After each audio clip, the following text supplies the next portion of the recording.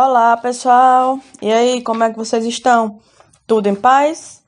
Por aqui está tudo bem, espero que por aí também. Então, a partir da aula de hoje, nós começaremos a estudar conteúdos referentes ao livro novo de robótica de vocês. E aí, estão preparados? Vem comigo!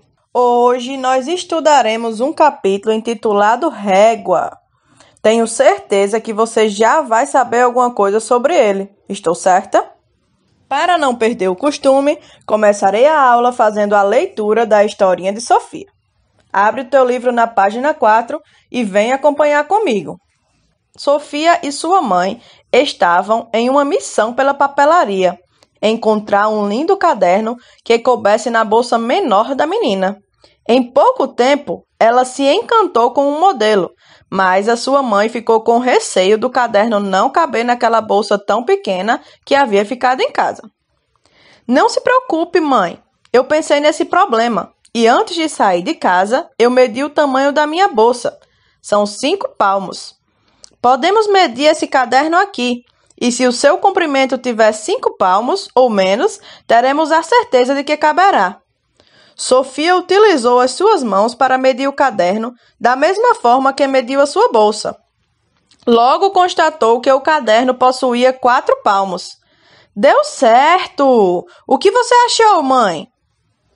Achei que você foi muito esperta. Essa é uma forma de medir tamanho, contando que tenha o cuidado de levar em consideração o mesmo tamanho de palmos para comparações, não é mesmo?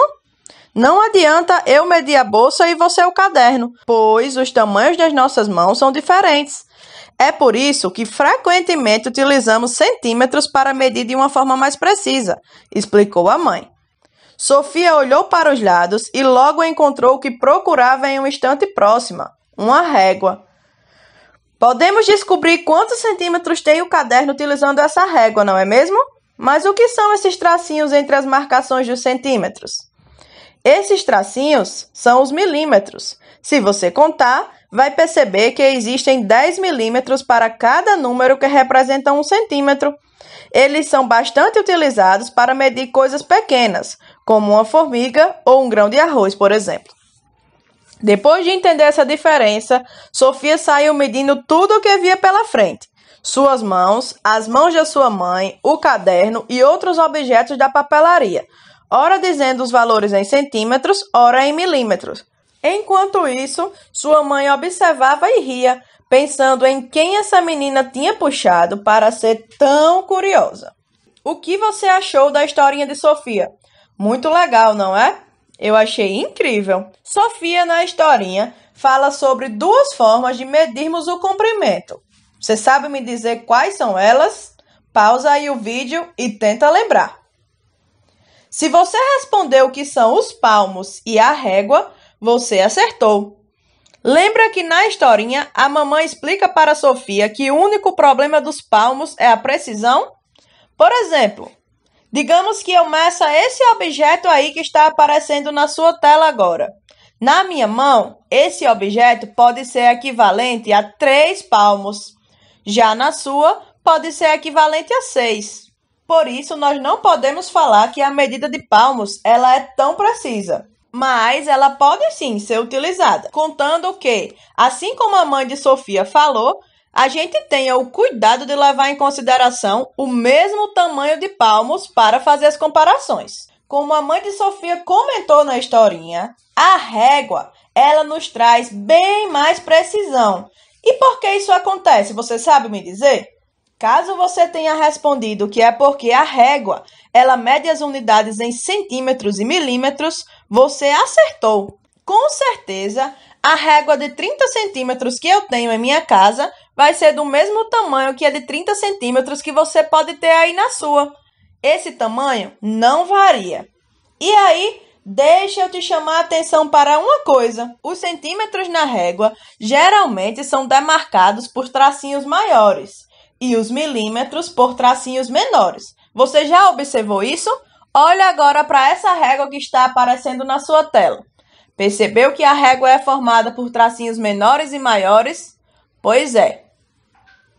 Sofia nos contou uma curiosidade bastante interessante na historinha. Sabe qual foi? A cada 1 centímetro que nós andamos na régua, nós temos 10 milímetros. Então, sempre que te perguntarem quantos milímetros tem em 1 centímetro, você já vai saber a resposta. 10 milímetros nós temos em 1 centímetro. No final da aula, mostrarei para vocês um conversor, que prova que o que Sofia falou era verídico. Mas vamos lá! Você sabe que existem vários instrumentos de medida de comprimento, não é mesmo? Consegue me dizer algum? Eu vou citar 2. Caso você lembre de mais algum, deixa nos comentários que eu quero saber. Inclusive, na curiosidade de Sofia presente no livro, tem outros instrumentos que nós não iremos citar aqui na aula. Vai lá ver. Sabe o que é isso que está aparecendo aí na sua tela? Isso mesmo, uma fita métrica. E você já viu essa fita métrica sendo usada alguma vez em sua vida? Normalmente, as fitas métricas são utilizadas por costureiras e por nutricionistas. Elas medem tamanhos pouco maiores do que a régua. Normalmente, elas contêm 150 centímetros, que equivale a 1,5 metro. Concorda comigo? Mas vamos lá, eu nem te falei ainda dessa unidade metro. A unidade metro já não é utilizada pela régua, mas sim por outros objetos que medem comprimentos maiores, como a trena, por exemplo.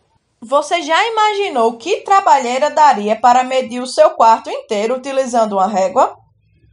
A fita métrica já daria menos trabalho, não é? Mas a trena veio facilitar nossa vida. Normalmente, as trenas medem distâncias bem maiores. Se você tiver uma em casa, é provável que a sua vá até 5 metros. Mas existe esse outro tipo de trena que está aparecendo aí agora na sua tela, que mede até plantas de casa, sendo bastante utilizadas por engenheiros. Para revisar as unidades de comprimento que a gente estudou na aula de hoje, nós estudamos os milímetros, que são unidades menores que os centímetros, e servem para medir coisas como um grão de arroz e uma formiga, por exemplo. Nós estudamos os milímetros, que são bem menores que os centímetros, e servem para medirmos coisas bem pequenas, como um grão de arroz, por exemplo, ou uma formiga. Também estudamos os centímetros, que servem para medir coisas maiores, como uma bolsa, um caderno, um lápis, um copo. Mas eu te falei que existe uma unidade de comprimento ainda maior, o metro. Esse sim, sendo melhor utilizado para medir o nosso quarto, por exemplo. Olha só algumas curiosidades interessantes que eu fiquei de te mostrar utilizando um conversor. Aqui nós temos a conversão de metro para centímetro. Podemos observar que 1 metro contém 100 centímetros. Vamos fazer o teste da régua para ver se realmente 1 centímetro contém 10 milímetros? Vamos lá comigo. 1 centímetro é igual a... Vou selecionar aqui a unidade de milímetro. 1 centímetro tem 10 milímetros, como eu havia falado para vocês. Olha só, a Sofia estava certa, hein? Agora, por favor, abra na página 9 do seu livro. Na questão número 1, nós teremos 2 tipos de régua. A primeira representa os centímetros e a segunda representa os milímetros. Lembra que eu te falei que 1 centímetro tinha 10 milímetros? Olha só a prova. Respondam, por favor, a letra A, B e C da questão número 1. Ao virar a página e irmos para a página 10, vocês irão perceber que terão alguns objetos para que a gente meça o tamanho exato deles. Temos aqui um apontador, um pincel, um lápis e uma borracha. E aí, pessoal? Olha para o tamanho desses objetos e anota aí embaixo. Na página 11, temos uma régua bem legal, mas não faça nada com ela ainda, pois iremos trabalhar na nossa aula presencial, combinado? Eu espero de verdade que vocês tenham gostado da aula. Eu vou sugerir mais uma coisa para vocês. Meçam a altura de vocês e deixem aqui nos comentários para eu saber qual o tamanho de vocês. Já imaginou que difícil seria se nós não tivéssemos esses instrumentos para medir o comprimento? Pois é. Espero que vocês tenham gostado. Fiquem todos bem e até a nossa próxima aula. Tchau! Beijo!